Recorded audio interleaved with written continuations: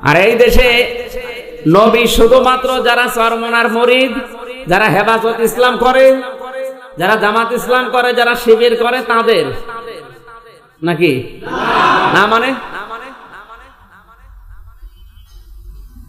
এই দেশে যারা জেনারেল দল আছেন, বিশেষ করে আওয়ামী লীগ, বিএনপি, জাতীয় পার্টি, জাসদ, এরা যারা আছে, এরা যদি এই বিশ্বাস করে যে নবী আমাদের, কিয়ামতে নবীর সুপারিশ ছাড়া জান্নাত সম্ভব না, তো অন্তত ফ্রান্সের এই ঘটনা নিয়ে কোন কর্মসূচি এই জেনারেল দলের আমরা একটাও পাইনি। কি হয়েছে বলেন তো আপনাদের? হযরতে তালহা যদি কিয়ামতের দিন আপনার সামনে দাঁড়িয়ে বলে, ওই বেটা দাঁড়া, বিশ্ব নবীর শরীরকে বাঁচাতে আমি নিজের পিঠের ভেতরে 80টা তীর নিয়েছিলাম, অথচ অপমানের তীর, কত যন্ত্রণাদায়ক তীর নবীজির দিকে নিক্ষেপ করেছে দুনিয়ার এই কাফের মুশরিকরা, কয়টা তীর তুই কথার তীর আটকাতে পেরেছিস বল? তোর শরীর দিয়ে, মন দিয়ে, কথা দিয়ে, ক্ষমতা দিয়ে, যোগ্যতা দিয়ে কিচ্ছু করতে পারিস না। হযরতে তালহায়ে প্রশ্ন করলে আপনি দাঁড়াতে পারবেন? 16 কোটি মুসলমানের এই দেশে আমার মনে হয় দৃশ্য দেখে মনে হচ্ছে নবী শুধুমাত্র এই দেশে যারা চরমনার মুরিদ আর যারা হেফাজত ইসলাম, যারা জামাত, যারা শিবির, এদের, আর বাকি ওদের কোনো দায়িত্বই নেই। অথচ ওদের নেতার বিরুদ্ধে কে কথা বলে দেখুক না, এটা আপনার মানুষের কাজ না। এই জায়গায় অন্তত কোনো দল বিদল দেখা তো ঠিক হচ্ছে না, কারণ আপনি মারা গেলে যার সুপারিশ ছাড়া জান্নাত পাবেন না। এখন যদি বলেন আমরা ওগুলো বিশ্বাস করি না, জান, তাহলে আপনাকে মারা যাওয়ার পর আর ইন্না লিল্লাহ পড়া দরকার নেই। ওই ইন্না লিল্লাহ মাইকে ঘোষণা দেওয়ার দরকার কি? আপনি মরে গেছেন, ভালো হয়েছে। আর আপনার জন্য কবর খুঁড়ে বেকারে 3.5 হাত জায়গা নষ্ট করার দরকার নেই। ওখানে একটা লোককে একটা ঘর বানিয়ে দিল, থাকতে পারে, আপনারা পুড়িয়ে ফেলা দরকার। আমি এত কঠিন কথা বলি না, তারপরও বললাম এই দৃশ্যগুলো দেখে খুব কষ্ট লাগছে।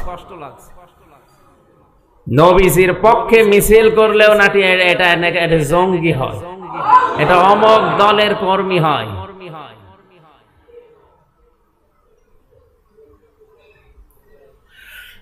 যেখানে আল্লাহ এবং রাসূলের বিরুদ্ধে সিদ্ধান্ত নিলে তার ঈমান থাকে না, আর আপনি কি কি সিদ্ধান্ত নিয়ে কি বলছেন নিজেও টের পাচ্ছেন না। আল্লাহ আপনাকে যেন হেদায়েতের পথ নসিব করেন, আর যদি জানা থাকে আল্লাহর ইলমে যে আপনি হেদায়েত আর হবেন না, আল্লাহ যেন আপনারে ধ্বংস করে দেয়। কারণ বিশ্ব নবীকে অপমান করে বেঁচে থাকার অধিকার এই পৃথিবীতে আর কারো নেই। আলহামদুলিল্লাহ।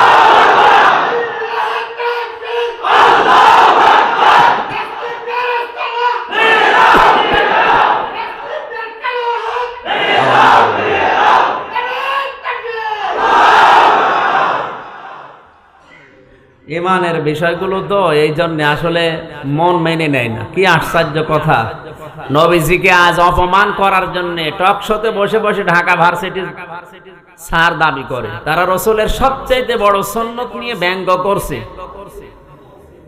আর এটা যদি আপনি দলীয়করণ করে বলেন এটা অমুক দলের কাজ, তাহলে আপনি মারা গেলে আপনার জন্য নবী যদি সুপারিশ করে তাহলে এই আয়াতগুলো তো মিথ্যা হয়ে যাবে। আপনাকে আমি সাবধান করছি, আপনাকে আমি বাঁচার জন্য বলছি। বলেন এগুলো বলার দরকার নেই, আপনি নামাজের কথা বলেন, তো নামাজ যদি পড়ে কবুলই না হয় ও ছাতা বলি করব কি? 2 তলা মনে করেন জাহাজ চলছে, 2 তলা, উপর তলায় বিশুদ্ধ পানি পাওয়া যায়, নিচে পানি পাওয়া যায় না। আমি এই কথাটা উদাহরণ দেই এই জন্যে, অনেকে মনে করে যে এগুলো ওয়াজ মাহফিলে, তাফসীর মাহফিলে দরকার নেই, এখানে কান্নাকাটি করে চলে যান। এই জন্য বলছি কেন বলা লাগে। আল্লাহর কোরআনের ঘোষণা ছিল কি, রাসূলের খেলাফ যদি কোনো কাজ হয় সেখানে আল্লাহ বিশৃঙ্খলা তৈরি করে দেয়। 2 নম্বরে সেখানে আল্লাহ আযাব নাজিল করে, সেখানে আল্লাহ আযাব।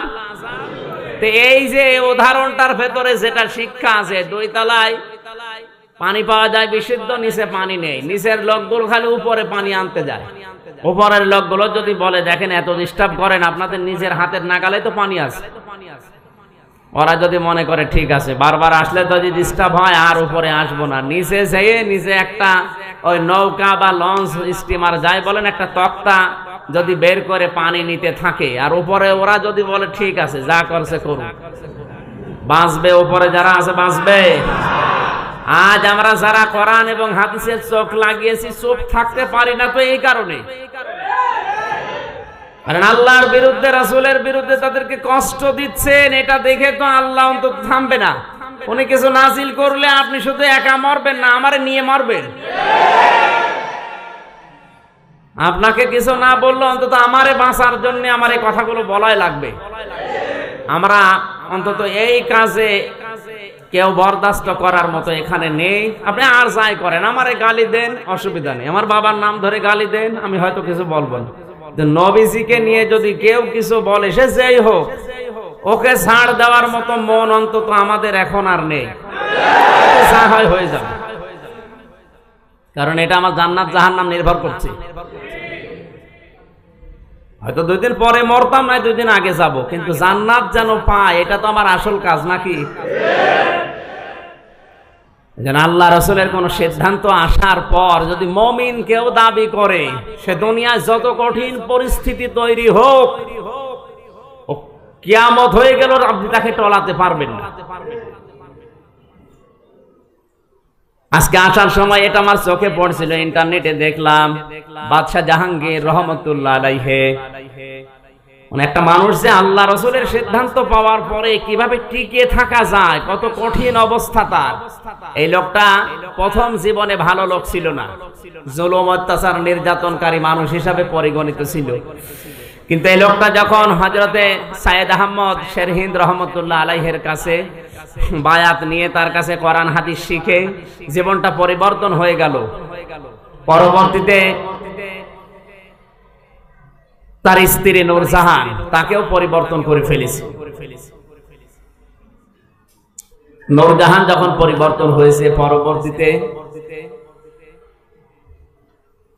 একটু জিকির করে, সুবহান, পানি নেই, সুবহানাল্লাহ, আলহামদুলিল্লাহ, লা ইলাহা ইল্লাল্লাহ, সুবহানাল্লাহ, আলহামদুলিল্লাহ, লা ইলাহা ইল্লাল্লাহ, সুবহানাল্লাহ, আলহামদুলিল্লাহ, লা ইলাহা ইল্লাল্লাহ, লা ইলাহা ইল্লাল্লাহ, মুহাম্মাদুর রাসূলুল্লাহ।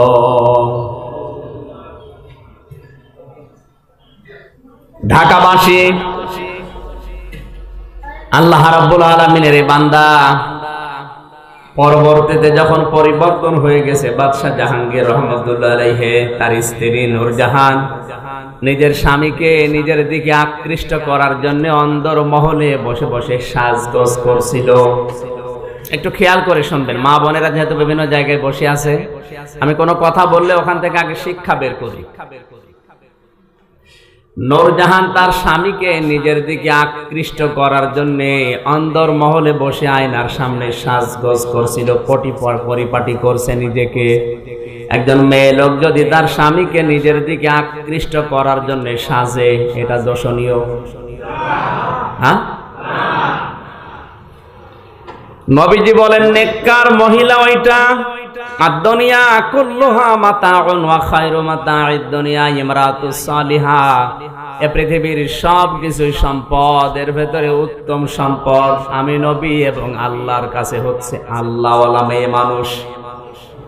এখন আল্লাহওয়ালা মেয়ে মানুষ কোনটা? যারা বড় ঘন্টা দিয়ে থাকে, 5 ওয়াক্ত নামাজ আদায় করে, রোজা রাখে, এরা কি আল্লাহওয়ালা? নেককার হওয়ার জন্য, আল্লাহওয়ালা মেয়ে লোক হওয়ার জন্য কমপক্ষে 4টা শর্ত তাকে মানা লাগবে। মিশকাত শরীফের 3272 নম্বর হাদিস। আল্লাহর নবী বলেন, 1 নম্বরে স্বামী যখন তার দিকে তাকাবে, সে স্বামীকে আনন্দ দেবে।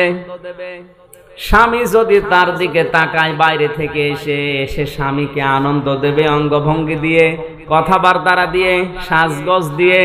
হয় স্বামীকে সে আনন্দ দেবে অথবা নিজে আনন্দ পাবে। এরকম মহিলা তো এখন ঘরে ঘরে।